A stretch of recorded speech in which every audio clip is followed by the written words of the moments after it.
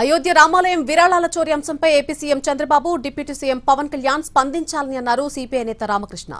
తిరుమల లడ్డు విషయంలో హంగామా చేశారని, అయోధ్య ఆలయంలో ఇంత జరుగుతున్నా ఎందుకు నోరు మెదపడం లేదంటూ ఫైర్ అయ్యారు.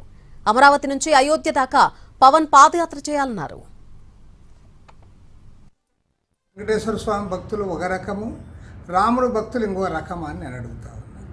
మరి అయోధ్య రాముని భక్తులు దేశమంతటా వారు విరాళాలు ఇస్తే ఆ విరాళాన్ని కూడా దోచుకుని తింటే, లూట్ చేస్తే మీరు కనీసం ఇంతవరకు ఒక స్టేట్మెంట్ కూడా ఇవ్వరు. మరి సనాతని కళ్యాణ్ గారేమో మరి ఆయన అసలే మాట్లాడడంలే.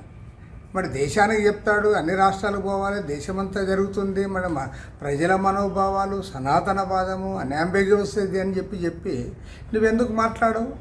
కాబట్టి ఏమంటే ముఖ్యమంత్రి చంద్రబాబు నాయుడు గారు దీనిపైన మాట్లాడాలని డిమాండ్ చేస్తా ఉన్నా. అదేవిధంగా సనాతని కళ్యాణ్ గారు అమరావతి నుంచి అయోధ్యకు భక్తుల మనోభావాలు దెబ్బతిన్నాయి కాబట్టి ఆయన పాదయాత్ర చేయాలి.